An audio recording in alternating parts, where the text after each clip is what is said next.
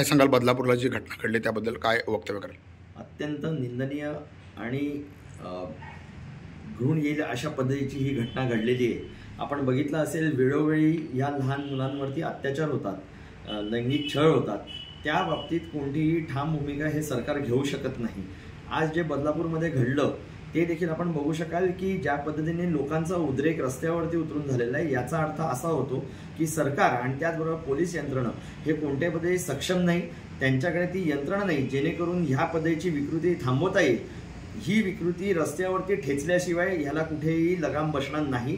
आम्ही शिवसैनिक म्हणून आमचा ठाम विश्वास आहे या विषयावरती की येणाऱ्या या पुढच्या काळामध्ये अशा कुठच्याही घटना या महाराष्ट्रामध्ये किंवा कुठच्याही घटना या ठाणे शहरात किंवा जिल्ह्यामध्ये घडल्या तर त्वरित आमच्यापैकी कोणत्याही शिवसैनिकाला ते कळवण्यात याव्या, जेणेकरून ही मानसिकता ही विकृती तिथल्या तिथे भर रस्त्यामध्ये कपडे फाडून त्यांना रस्त्यावरती मारलं जाईल।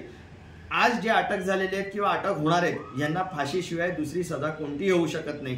वेळोवेळी कोर्टामध्ये जायचं, त्या बाबतीतला ट्रायल चालवायचा आणि कोणतं ना कोणतं तरी कारण पुढे येऊन ह्यांना सोडलं जातं किंवा कुठची थातुरमातीर कारवाई केली जाते, ह्याला कुठेतरी चाप बसणं गरजेचं आहे आणि तो चाप लोकांच्या माध्यमातूनच बसेल। मी सर्व माता भगिनींना हे आव्हान करतो की येणाऱ्या पुढच्या काळामध्ये अशी कोणतीही घटना तुमच्या विभागात, तुमच्या परिसरामध्ये, तुमच्या शहरामध्ये घडत असेल तर नुसती बघू नका, ती त्वरित आमच्यापर्यंत पोचवा। आणि कालच रक्षाबंधन झालेलं आहे म्हणून मी त्यांना जाहीर आव्हान करतो एक भाऊ म्हणून की येणाऱ्या पुढच्या काळामध्ये असा कोणताही चुकीचा प्रकार जर का घडताना दिसला तर आमच्यापैकी कोणालाही सांगा, याला ठेचल्याशिवाय आम्ही थांबणार नाही। ही विकृती पोलीस यंत्रणा आणि जे असक्षम सरकार आहे यांच्या हातामध्ये कोणत्याही पद्धतीचा लगाम किंवा कोणत्याही पद्धतीचा अंकुश राहिलेला नाही, त्याला सर्वसामान्य जनताच ही न्याय देऊ शकेल। आणि माझं आव्हान ह्या प्रकारचं आहे की ह्या सरकारमध्ये ही ताकद नसेल, ते एवढे असक्षम असतील तर मुख्यमंत्र्यांनी आणि उपमुख्यमंत्र्यांनी जे गृहमंत्री जे म्हणतात त्यांनी त्वरित राजीनामा द्यावा आणि याची जबाबदारी घ्यावी।